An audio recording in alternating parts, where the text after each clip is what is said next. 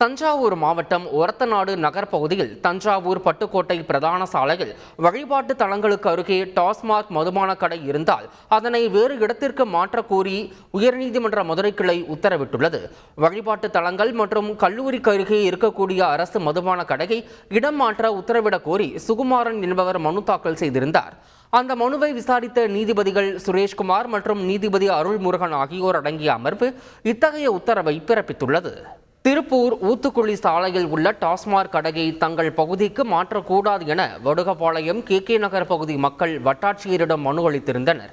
இந்நிலையில் வடுகபாளையத்தில் திறக்கப்பட இருந்த டாஸ்மாக் கடை முன்பு அப்பகுதியைச் சேர்ந்த 50க்கும் மேற்பட்ட பெண்கள் முற்றுகையிட்டு தர்ணா போராட்டத்தில் ஈடுபட்டனர்.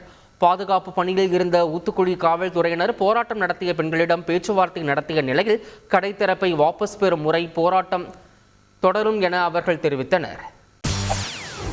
செய்திகளை உடனுக்குடன் தெரிந்து கொள்ள உடனே சப்ஸ்கிரைப் பண்ணுங்க.